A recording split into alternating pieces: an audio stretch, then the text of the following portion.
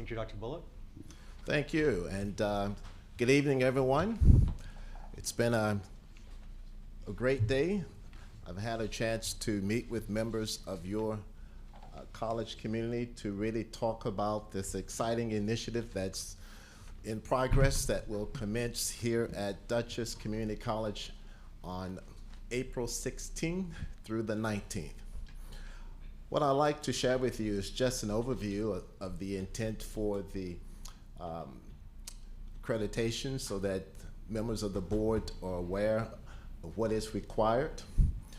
There are several initiatives that are required to take place for an institution to be reaffirmed its accreditation.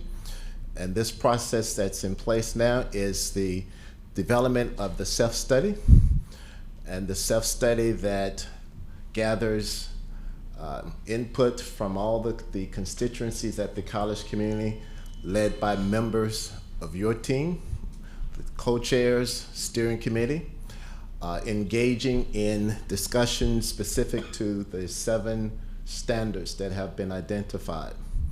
I'll pull you to attention to some that I think is very important for the members of the Board of Trustees to really continue to work with the college community, and that's Standard 1. And under Standard 1, it talks about the mission and the goals, and that is driven by the strategic plan. Based and review on the current self-study, it is in progress. However, it's clearly understood that the strategic plan will play a significant role in helping to guide the future growth and development of the institution. And when you look at the Board of Trustees, you are constituted to support the SUNY mission and vision. You're also constituted to support DCC's, the college's mission, vision, goals, and priorities. So helping to facilitate the successful completion of the new strategic plan would be excellent results, so that when the final report is submitted to Miller States to be distributed to the members of the team, we will have the information to review in detail. The other is in the areas of governance. Your bylaws clearly identify specific elements in which the various areas of governance operate here at DCC, including and starting with the Board of Trustees, the PSO, the CSC, the PSO, and it's one other area that SGA, Student Government Association. So it's clearly outlined in that guideline, reviewing and ensuring that that continues to be consistent in the governance component. The team has done a great job in defining governance as it relates to the college, reviewing it and confirming that the content aligns with your understanding would also be a great benefit. So what exactly will the visit entail?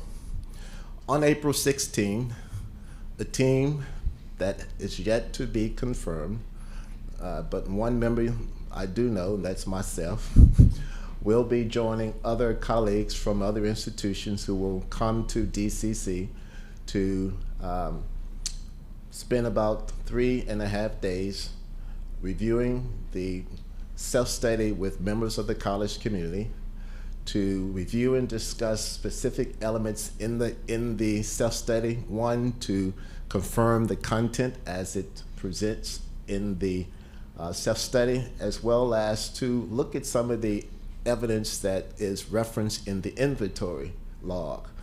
This will allow the team to affirm the information reflects what the report is stating. It will also provide a chance for further dialogue by the members of the team and any other constituencies that are deemed appropriate to talk to.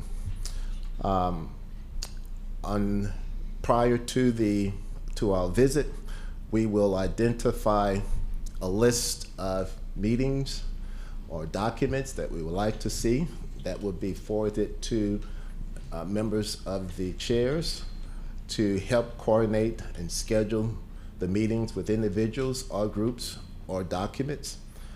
Many documents would be available on the portal, but if there are some, it will be identified prior to. There will be ongoing visits, so you'll see us moving through the campus to different offices. At the end of each day, we will get together, review the findings of the day, discuss any thoughts about any content, and if there's any follow-up needed, we'll follow up on the next day to make the necessary connections to ensure that we can adequately and completely address every standard to its fullest ability.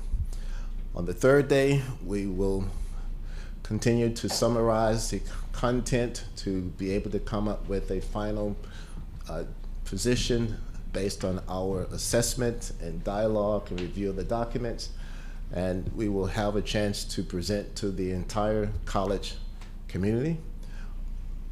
First, acknowledging the work that the committee chairs and the steering committee, along with members of the entire college community, have done to really develop the self-study report and really give a pretty broad and great picture of DCC. And then I will begin to review and discuss each standard 1 through 7, to indicate the committee's findings based on the information shared, documentation that was reviewed, and any input that we gathered from the various individuals.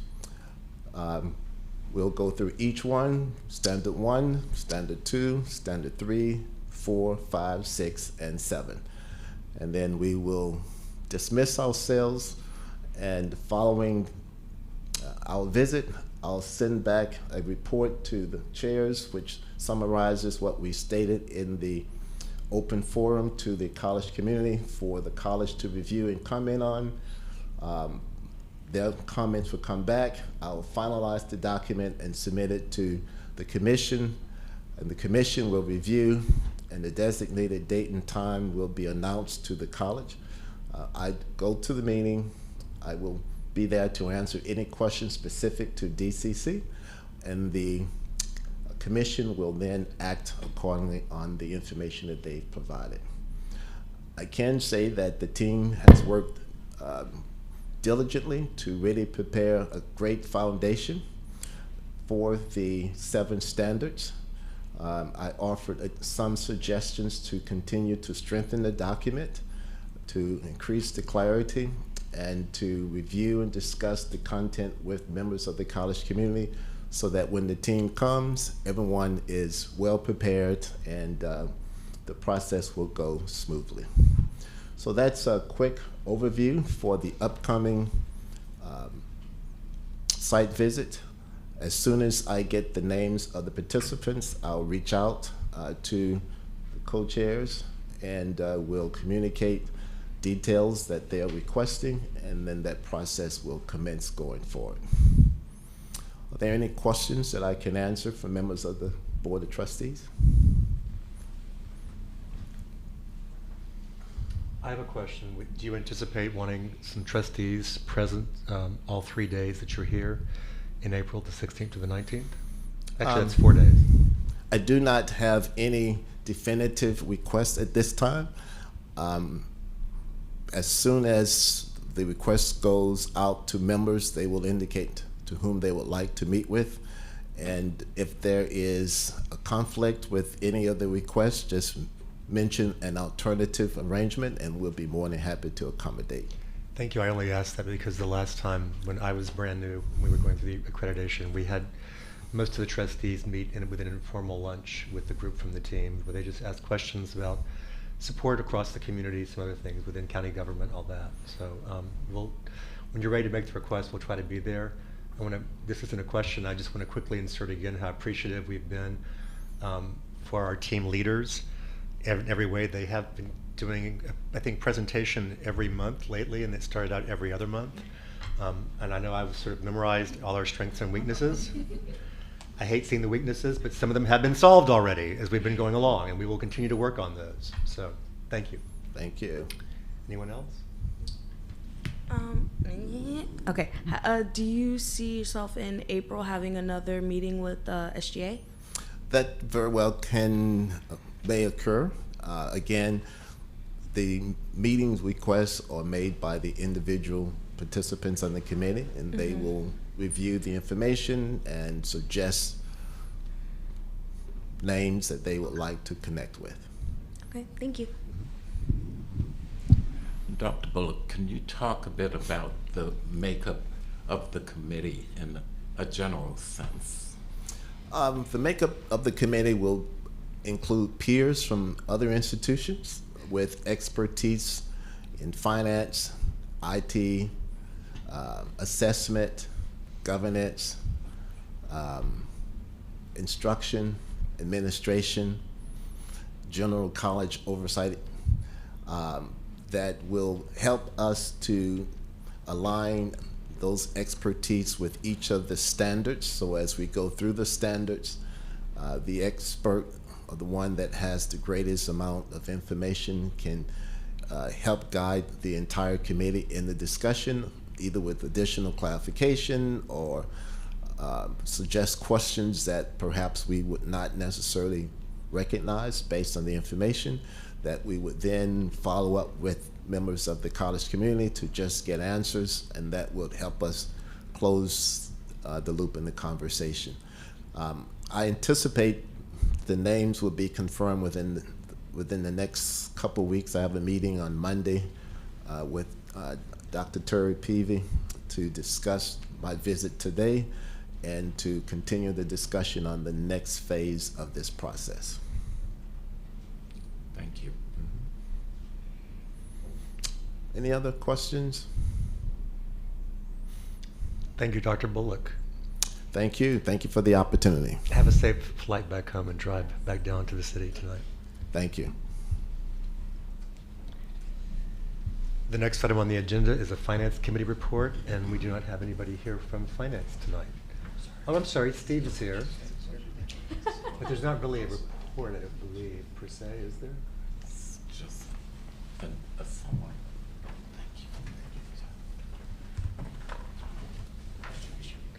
Steve, do you mind if I call on you to do Finance Committee? Say yes, you can't. Don't worry.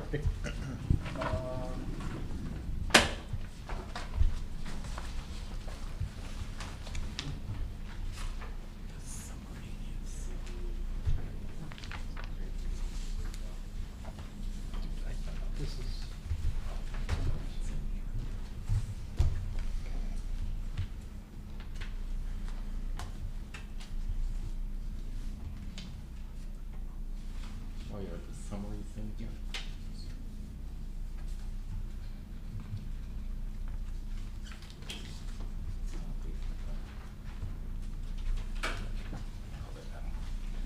Can we go out of order and circle back to me? I can. Policy Committee report, Trustee Guzman. Policy. We had a short meeting, Scott, I'm gonna say this wrong, Schnackenberg, perfect. Spoke on the development of a policy to grant degrees posthumously. We're hoping to present a draft policy in our board meeting in December. The development of this policy comes after a tragic death of a former DCC student. Once the policy is finalized, the student will be recommended. We also had Dr. Susan Roger, again Scott Schnackenberg, and Michael Hall reported on middle states and spoke about strengths and challenges in standards 2, 6, and 7. So thank you. That is my recap. Thank you. And I just want to say that this a policy to grant degrees posthumously is in line with what other colleges do. So I'm glad that we're doing this, and that was a really sad story about that particular student. Do you want me to go to liaison, Steve? Yes, please. I will. DCC Foundation, I'm not sure there's much to report, but that would be Trustee Costello. Yes, I do have a quick update from Diana Powell. She's out in California. She's waiting Dr. J's arrival. The DCC Foundation Board Holiday Cocktail Reception and Dinner will be held at the Culinary Institute of America, the Post Road Brew House, formerly the St. Andrews Cafe, on December the 9th, so save the date. Cocktail reception at 5:30, dinner at 6:30. Formal invitations will follow to all of the trustees. And again, that's December the 9th, so please save that on your calendar. Dr. Jordan and Diana are attending the CASE conference this week out in California, and also meeting with two potential donors, Vernon Jones and Daniel Curtin. The foundation received notification that they will be getting an estate gift from former Dean Ken Moody in the amount of between $200,000 and $250,000. Wow. Although it is not confirmed, the gift may go to the creation of an endowment for the DCC Cares. The 2023 College Foundation Gala will be held at the Grandview on March the 25th. Another save the date for you. This year, the foundation will recognize Alumni Hall of Fame recipients Rita McPeck of KeyBank. She's also been a committee co-chair for the gala for a number of years. And Keith Daly, and he is a former CEO for Foot Locker. Bridge to the Future Award will go to none other than Michael Dupree and Michael Fleischer. Congratulations. And the Bernard Handel. I was surprised that you hadn't received it yet, in all honesty. The Bernard Handel Community Leadership Award has not yet been confirmed, and that's the update from the foundation. That was a great update, and I loved your professional speaking voice. It's an advantage to have the head of the Dutchess County Regional Chamber of Commerce doing those for me. I'm going to update on the DCC Association. I'm going to be far more brief. My apologies. So we revised our bylaws, and we elected new officers, and Vice President Rathbun is now the president of our organization. Marge Smith has remained vice chair. We have different treasurers and secretaries as well. The good news is that we got updates on the bookstore, food service, dorm, et cetera, athletics, you name it. We have raised the salaries of some of our instructors in daycare, which we think will make us more competitive and therefore able to lure more, because we've actually had to occasionally not take in some pupils that we would have because we just don't have enough teachers. In addition, the Culinary Institute was able to take up a large block number of our rooms in the dorm, which I think you've all heard. But the good news was that Scott Schneckenberg informed us that it looks likely that they'll be taking a block of rooms again in the spring. Great. Maybe not so big, but enough that this will assist us. And the bottom line, after all our good work on the dorms and thinking that we were going to be able to do really well with our banker, as it turns out, we're only going to get an extension of a short amount of time again. So we'll be renegotiating that. But the better news is that we're now up on an upward trend in terms of our enrollment in the dorm. And that's identified as a weakness and a concern within the Middle States accreditation. I told you I memorized them. But while it's a weakness, and it was definitely a bigger weakness 2 years ago, certainly 3, as I said, we're now on an upwards incline. I just heard a report today that there was some recruiting done in Hudson, New York. It was recruiting for our new aviation maintenance program and our hospitality and tourism program. And I believe I was told that there were 30 people interested in coming to pursue. And of those, because they're an hour and a half or an hour and 15 minutes away, a large number expressed interest in the dorm. So under the leadership of President Jordan and his fabulous staff, I think we're doing better along the way in almost every metric that we look at. Any questions?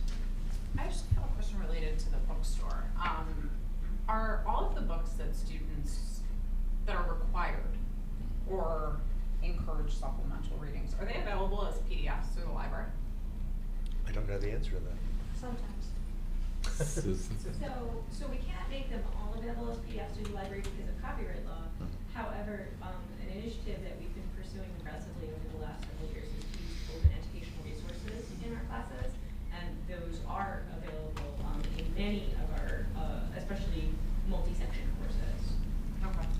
So what I remember as I don't have older siblings, and I remember my first semester of college, I didn't know any better. I didn't know that there were used books available, and spent a small fortune in the college bookstore. And then very quickly learned that there's better ways around that. There's alternatives. And then, at the stage that I'm at in my schooling now, all of the books for my classes are available through the school's a phenomenal library, through the school library. And you can just look at everything online, and it makes it so convenient for students that you don't have that expense. So as much as, obviously, and for me, it's a lot easier to kind of scroll through a book online, on your tablet, whatever you might want to do. You know, books are heavy, books are not conducive to how a lot of our students are learning today. So I think the more that we can do that, the better. And obviously, it would save our students a lot of money. And the library does purchase by copyright, digital copies of textbooks, again, for the multi-section courses. Okay. And actually, go ahead. Is that widely told to students? Probably it could be even more widely told.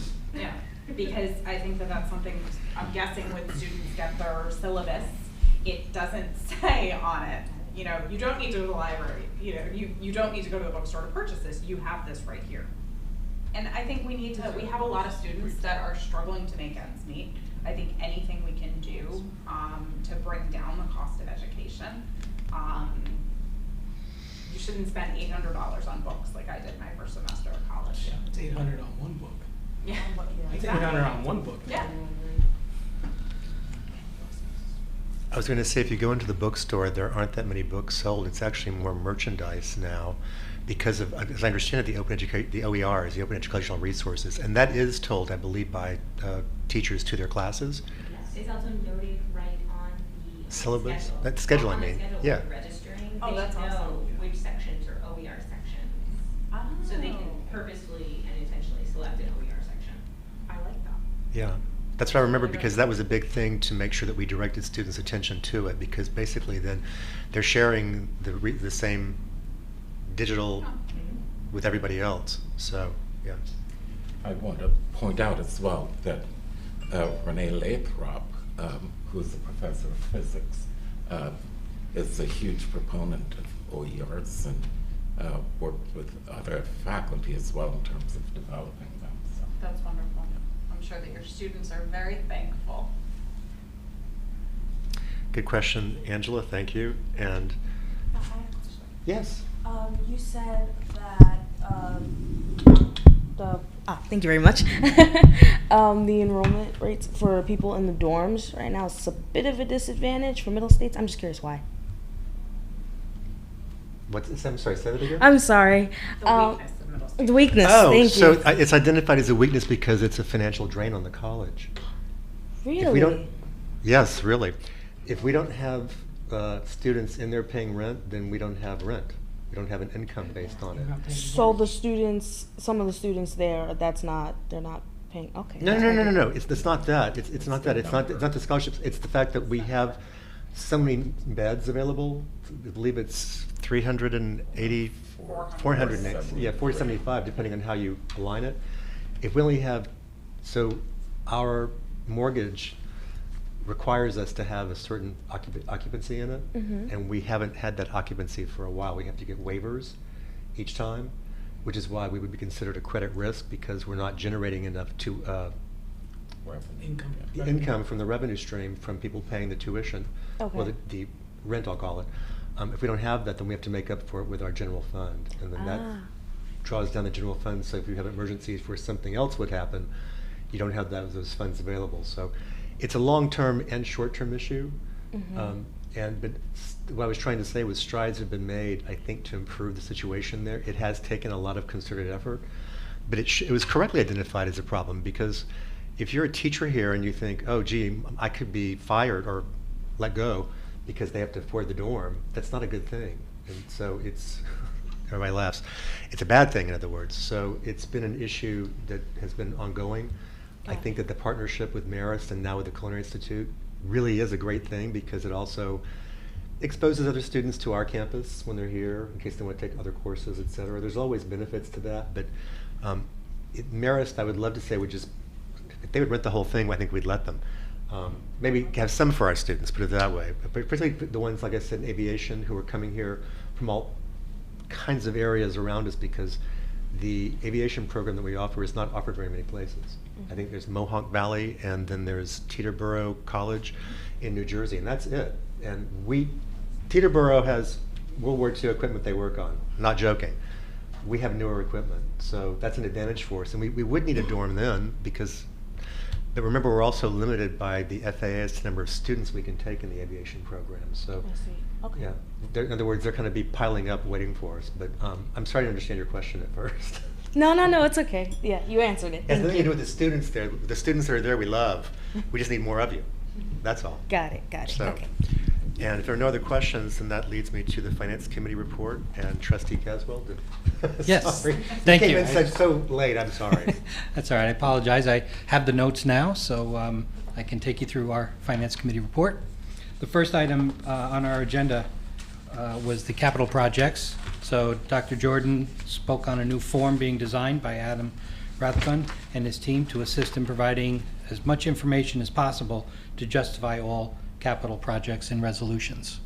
I think there was some discussion of, the committee wanting, and some of the other trustees wanting some additional information. So there's going to be a concerted effort to get us more information to allow us to, do our due diligence and review these projects. Next, we had Dr. Susan Rogers and Scott Snackenberg and Michael Hall. They reported on the middle states.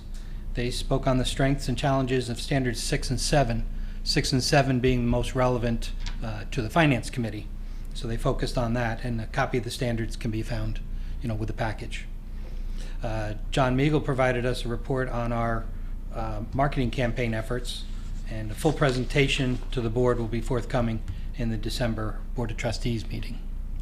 And finally, Scott Snackenberg gave us a brief update on our fall and spring enrollments.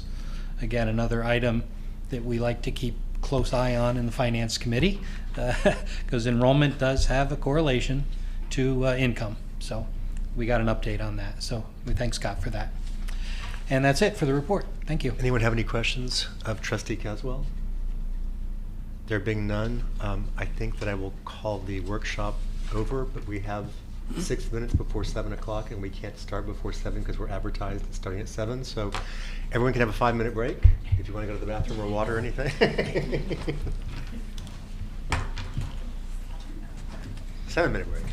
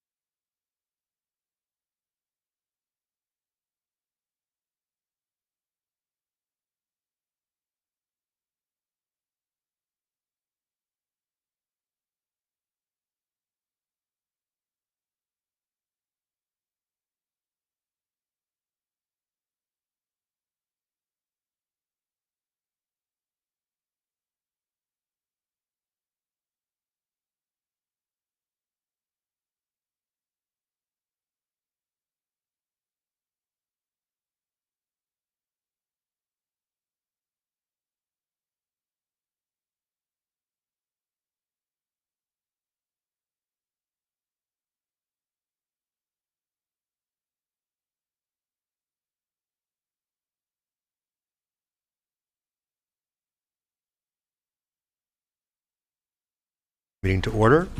The regular meeting of the Board of Trustees for Dutchess Community College. Welcome to all members of the campus community. Joy, can you call the roll, please? Ms. Sheila Appel. Ms. Amina Al-Ghassan Mohammed. Present. Mr. Frank Costello. Present. Mr. Stephen Caswell. Present. Ms. Dara Cloud. Present.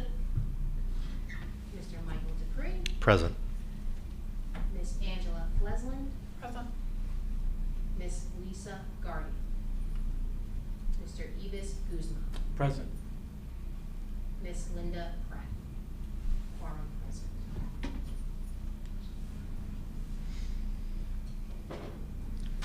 Thank you. We have a quorum. Making a motion to approve the agenda as submitted. So moved. Second. All in favor, please say aye. Aye. Motion carries unanimously.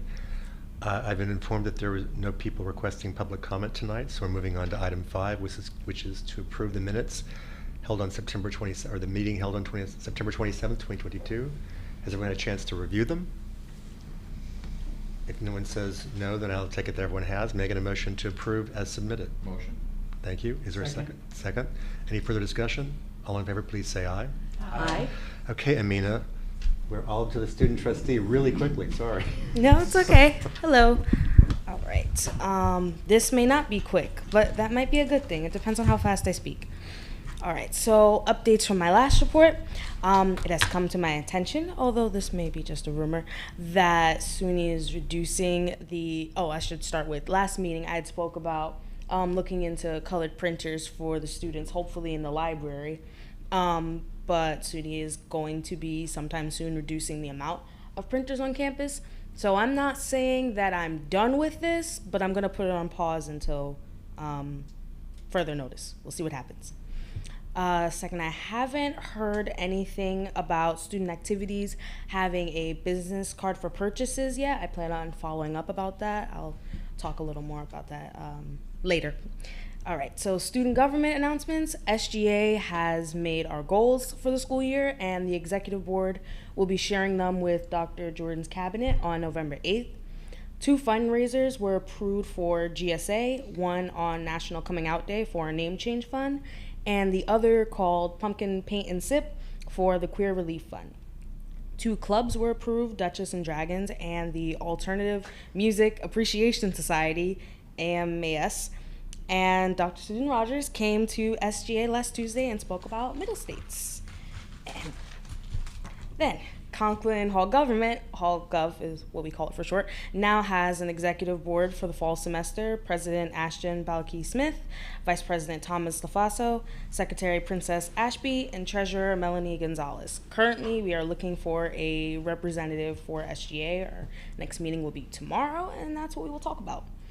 My current, this is going fast, bravo. My current task, assisting Conklin Hall Government with upcoming programs, such as one I'm really looking forward to on October 30th. We're gonna have a Star Wars showing. I've never seen it before, so that'll be my first time watching it. I'm very excited. And we're planning dorm karaoke in November, which I'm positive will have a great outcome. Assisting SGA with 2 of our goals for the school year, which is to have an LGBTQ+ ally training for staff and faculty, as well as talking to the foundation about having an endowment possibly for transgender students to get their names legally changed. As I said earlier, the executive board will be speaking with Dr. Jordan's cabinet about all the SGA goals this school year, including these 2.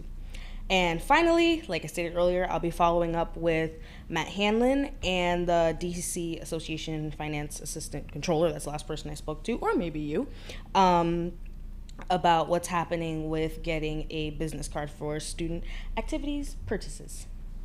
Any questions? When you say business card, you mean credit card, right? Mm-hmm. Okay. I have no questions, although that was a pretty comprehensive report. Thank you. And also thank you to Dr. Rogers for meeting with SGA to go over Middle States as well. That's been your main MO, I see. Anyone have any questions for Amina? Is everybody invited to the Star Wars show? I mean, or is it just students? It's just students. And you talk all about inclusivity. We have an invitation for you, don't worry. Wow. It's gonna be late. It's gonna be past when guests are. I gotta follow the rules. I'm an RA. That's a good point. You are an RA, and I will tell you this, I hope you enjoy it. I wish I could go back and experience that movie the first time, but I would be back in my 20s, which is a long time ago. So, if there are no other questions for Mina, then the report of the chairperson. Our daycare center reaccreditation, they just had their site visit for reaccreditation on September 20th. The visit provides an independent assessment of the program quality by an assessor who has been rigorously trained to provide a reliable rating of the program. The programs maintain their accreditation status by 1, adhering to accreditation policies, 2, continuing to meet the accreditation standards and assessment items. 10% of accredited programs are randomly assessed via site visit every year. And 3, reporting all critical incidents to NYEYC, that's the accreditation, the people who accreditate, within 72 hours. The nature of the incident may require a verification of evidence with or without a site visit. It was apparently a very successful visit. The center and staff were well prepared. The final results are presented sometime, probably next month, within 3 months of the visit. Very exciting this year, the Dutchess Community College women's volleyball team completed the fall 2022 regular season with a Region 15 record of 15 wins, 3 losses, and a Mid-Hudson Conference record of 7 wins and 1 loss. The team was led by its 4 sophomores, Leah Vitiello, Kathleen Brennan, Jordan Wilcia, and Emily Parvar, with amazing play by their 6 freshman players, Alexa Reinhardt, Lauren Siegel, Grace Ferretti, Nicole Spiro, Caitlin Robin, and Gabrielle Radovic. Congratulations to them. This is the first Region 15 volleyball championship for DCC. Coach Frank Sanfilippo has been the coach at DCC since 2016. Assistant coach and former DCC player Zarissa Wheeler has been with the team since 2019, and assistant coach Dolores Spiro joined the coaching staff this season. Congratulations to all our students and the staff. Last, I want to thank fellow trustees Caswell and Costella. We took a tour of Hatfield Manufacturing. Tim was there as well, and several of the DCC staff. This is a really interesting plant to tour, and I had no idea. It's off DeGarmo by the Overlook Theater. It's a huge operation, and I do mean huge. I don't want to go into everything we heard, but one thing that we got as a takeaway were night courses and more courses for welding. Tim and I both got that several times. We used to have, I think, a welding certificate, but somehow it's not there anymore, but that was our takeaway from the meeting. And that was from the owner himself. What was also interesting was that his daughter, who doesn't look like she's spent a lot of time there before, joined us on the tour because she's going to take over the business, which is exciting for me because it means that one of the young persons is staying here to take over a family business, which is a great thing that we don't see a lot any longer. But again, I want to thank our 2 trustees because it was actually a long process. And we were joined by several elected officials, including Sue Serino.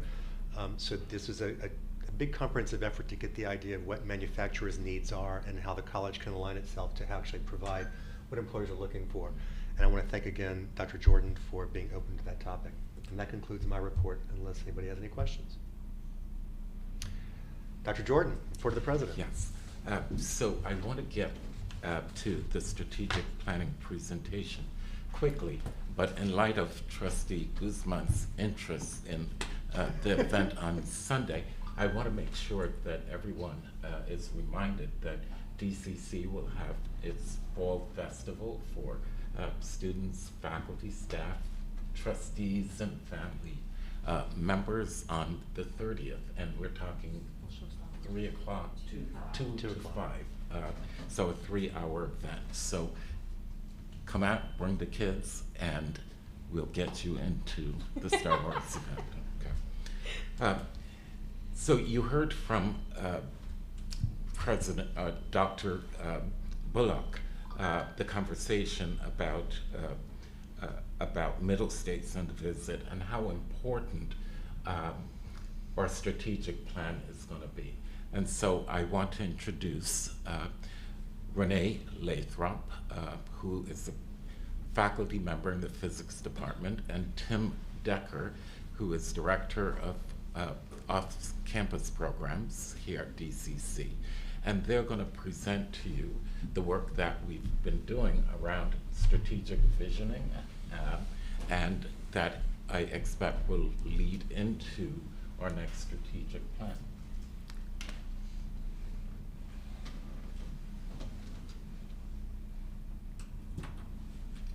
So as Dr. Dr. Jordan said, I'm a faculty member, I teach physics, so I don't really need a microphone to project to you. So I primarily teach physics, and I appreciate Dr. Jordan giving us this introduction. Tim and I also served on the Middle States Working Group of Governance, and so we've also been very intimately involved. We've had great leadership and everything on that. So it's been great to sort of be a part of all these different facets for the college and everything. We just want to report to you a little bit about the President's Advisory Council and what we've been up to and everything. So next slide. So the first thing that we wanted to share with you is that this, initially, the President's Advisory Council under previous presidents were more of a tactical sort of sharing, sort of like, this is what my group is doing, this is what my division is doing, but it wasn't really looking at a strategic sort of process. And so, as I think was duly noted in the Middle States, this lack of strategic sort of direction was sort of felt, and so Dr. Jordan has been working with us to sort of change that direction, to give us a much more strategic view of the college and to help us think strategically as opposed to tactically, and how that difference is transpiring. So these are some of the committee people. As you can see, there's lots of different representation across the campus. We've got students, we've got staff, we've got faculty, we've got some administrator sort of roles, we've got enrollment, so lots of different representation. Next slide. And so first we started off with this question. What excites you at Dutchess? What brings you joy? What future opportunities motivate you, et cetera? And this is something I'm going to circle back to at the very end. So next slide. So again, like I said, first we had to change it from from a tactical to a strategic thinking, and we needed help with that because in the past everything was just do. Okay, we have this problem, do something. And so it was sort of like throwing spaghetti at the wall, trying to see what would stick. And this was a much more thoughtful process, trying to say, okay, what is the overall picture and where do we want to go as a college? Where do we see ourselves going? And so that's what we've been doing. Tim and I, both faculty and staff, sort of leading this group in that direction. And we've been sort of developing a much more strategic direction under Dr. Jordan's leadership. Next slide. So as I mentioned, we're moving away from tactical, and sort of this past summer we talked, which Tim Decker will talk a little bit more about us redoing our mission, vision, and goals, which was again something that we had to think about. What does that mean? It wasn't anything that there was wrong with our previous mission, vision, and goals, but does that represent who we are at this moment moving forward, and does that represent who we want to be for the future? And so we were doing that, and then we also had a consultant, Bill Passmore, from the Center of Creative Leadership, and all this sort of culminated in a retreat, like I said, that Tim will talk to you about. But before we get to that, I just want to talk to you about a few more things. Next slide.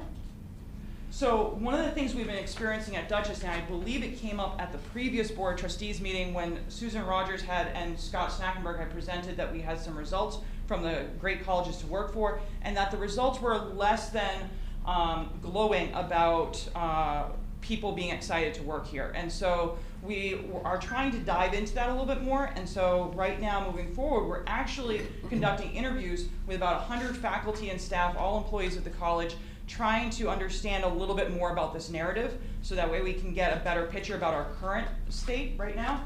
But there's this idea about burnout, and that people are exhausted from the demands of work.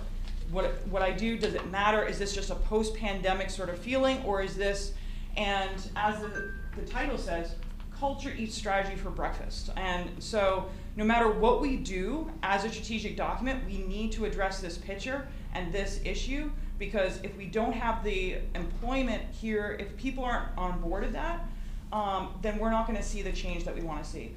I was recently watching a video on YouTube about leadership, and one of the things that he said is, great companies lead from the heart. And I think we have so many employees here that lead from their heart, and we just need to get them all going in the right direction. And so again, that culture is part of it, trying to get that sort of heart back into this beating institution, and so that way people are really motivated again. As it says, our strengths are that we've always had great faculty and staff here and everything, and just how can we sort of reinvigorate them to take on the challenges and move us in the direction that we need to be moving in. Next slide. Oh, sorry, thank you. I was like, is this the next slide?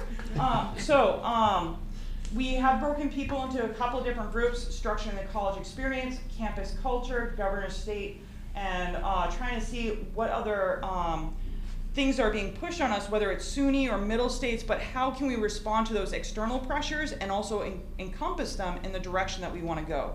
And so we had some working groups, and last year that's what we were doing, and then we cultivated again in this presentation at the retreat.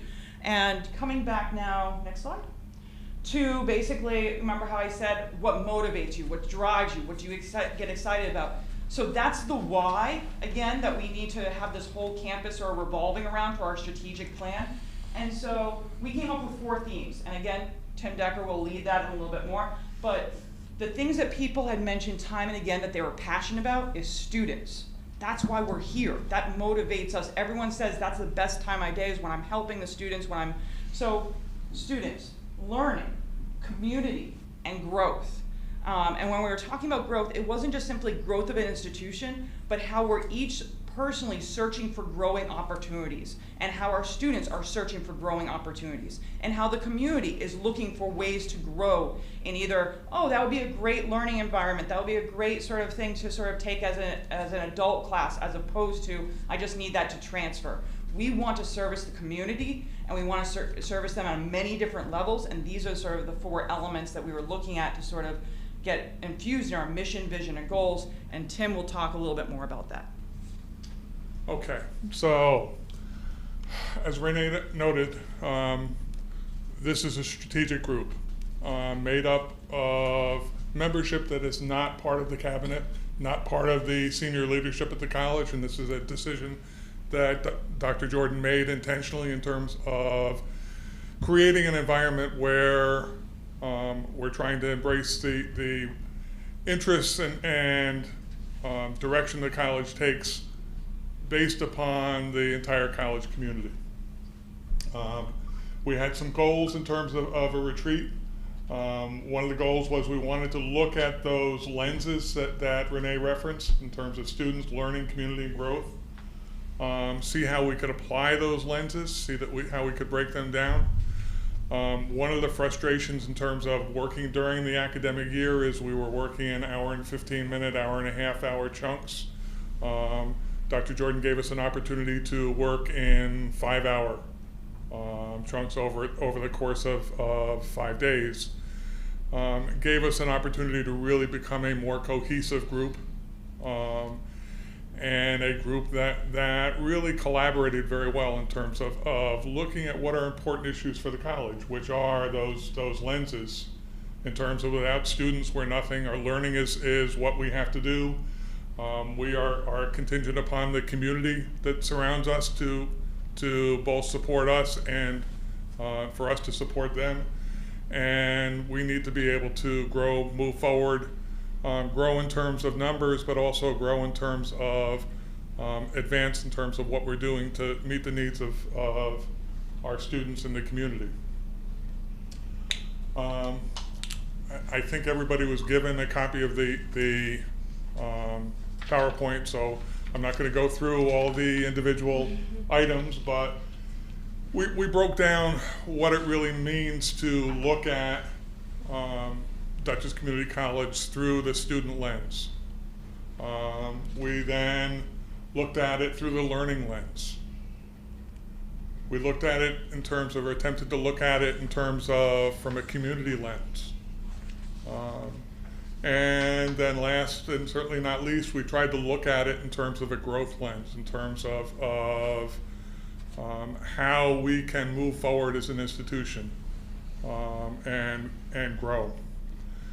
What we discovered, and probably shouldn't be a surprise, is that none of those lenses exists independently, that there's a lot of overlap in terms of how we have to approach what we do as a college going forward. We spent the last day of our retreat trying to get into the college vision, mission, values, and slogan. As Renee mentioned, there really wasn't anything wrong with the existing vision, mission, and values, other than there was some suggestion that they really weren't, we really couldn't assess them very well. We couldn't really kind of grasp them as well as we might want to be able to grasp those things. We took the prior vision, discussed the prior vision, and came up with a new vision that is still a work in progress, but tried to make it something that speaks more to us as part of a larger community. We looked at the mission, and again tried to focus our mission a little bit more in terms of those people that we serve directly, where the current mission looks more at a global, a larger perspective, maybe something that's more difficult for us to really get a grasp on. And I think there was some consensus that we really need to better understand our area and what we're servicing in our area and how we're existing within our area to be able to understand how we're doing. In terms of values, there was no question that we were still interested in diversity. The other changes in values, some of it is just some different terms, but growth came in. Community is again a very important component as a community college, and there was a sense that was expressed that for a period of time we seem to have gotten away from some of that community component that is, for a community college, really important. Engagement, being involved, getting people involved with the community and getting the community involved with the college, and increasing the level of engagement for the college. And then the sense of responsibility to make sure that what we're doing is positive and things that are going to be productive for those people that we serve. And then last but not least, we came up with a slogan, DCC, the gateway to your future, which we're not going to suggest is the penultimate slogan for the college, but it was something that the group really embraced in terms of looking forward in terms of where the college can go, rather than going back and thinking about those things that we missed out on or didn't do well, or harping on the past, but the idea that we have a bright future to look forward to.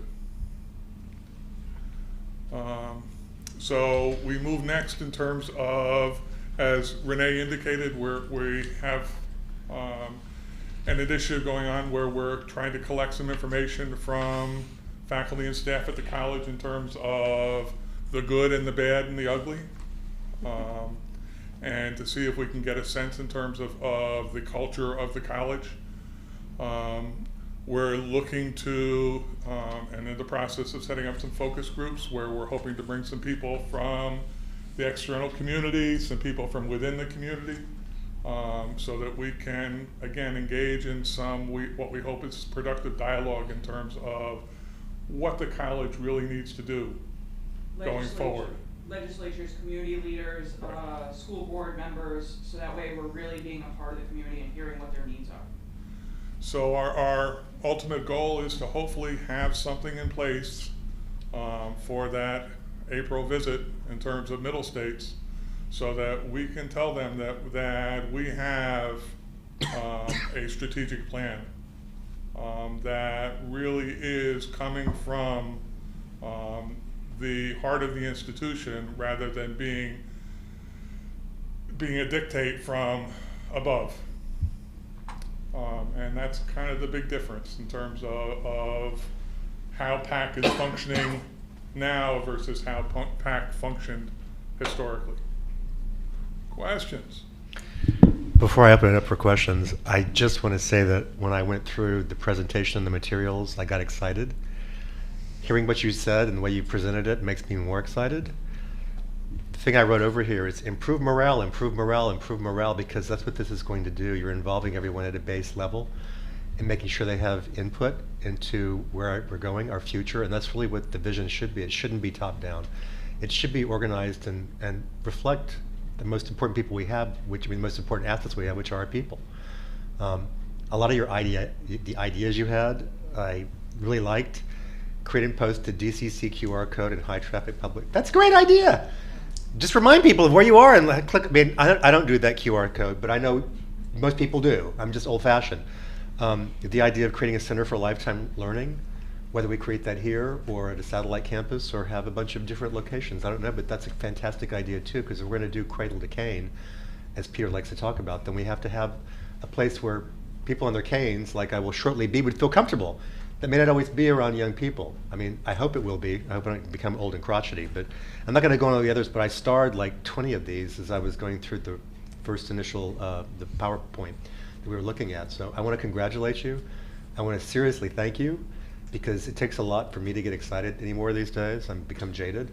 And for this to excite me, well, no, I've known the culture of us versus them. I know that what some of our problems are, but this seems to me that this is the biggest step forward we've made so far to solve some of these problems. So for me, congratulations and thank you. Thank you, and we hope that you'll continue to maybe be interested in updates or hearing what we have to do, and we can maybe come back in the spring and share with you a little bit more about the direction of where we're going. So. Finishing the And strategic if you plan is have very ideas important. that in terms of things that come to your mind, share them with us. And you know, the key part of PAC at this point is there's no first among equals within PAC. And somebody recognizes where that comes from. But we're really in the process in terms of you know, the CSEA person, the faculty, the administrator, you know, we're all contributors. And hopefully by developing a series of partnerships and a collaborative approach, we can expedite a process in terms of moving the college forward. Again, and you guys are doing this with only one consultant? Yeah. That's pretty amazing to me, sorry. It shows the commitment and depth that you guys are bringing to this process as well, because one consultant is going to pull all this out of you. You had to come up to this on your own with excitement and energy. So, great job. Questions from other trustees or comments? Amina? I have a comment. I personally really like the slogan.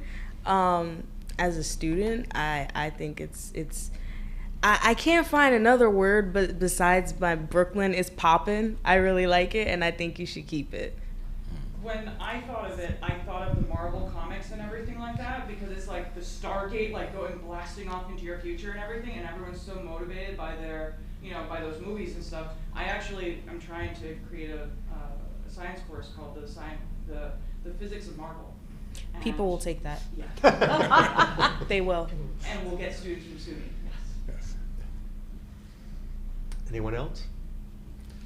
So I just want to thank Renee and Tim for their extraordinary leadership in all of this. The reason that we could go with only one consultant on this is because they did quite a bit of heavy lifting on all of this in terms of analyzing conversations and data and so forth. So they're to be applauded for their leadership. So thank you much.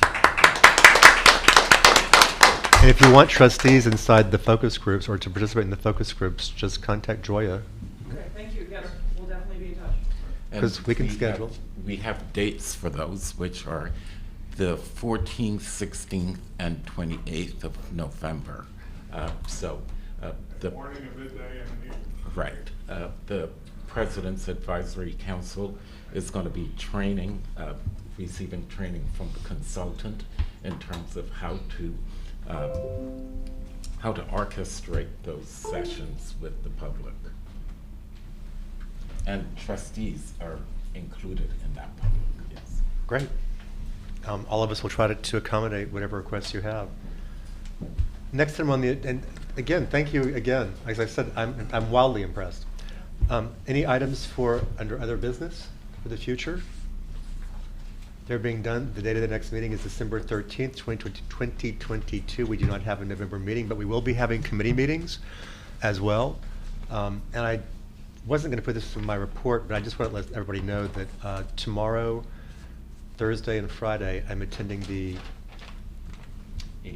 ACT. Yeah, but I'm trying to remember what they all stand for. At any rate, the Community Colleges Trustee American. Association of Community College Trustees. So I'm not sure if we've had any member of trustees go before. I don't think so, but I signed up for every class, so I feel like a student going in tomorrow because I just went wild, hog wild. And I just wanted to let you know, one of the topics is Culture Eats Strategy for Breakfast.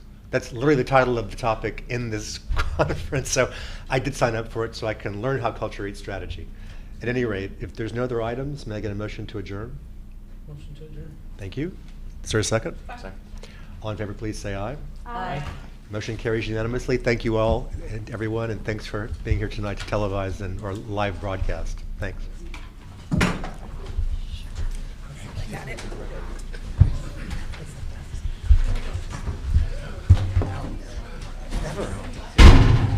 Their presentation,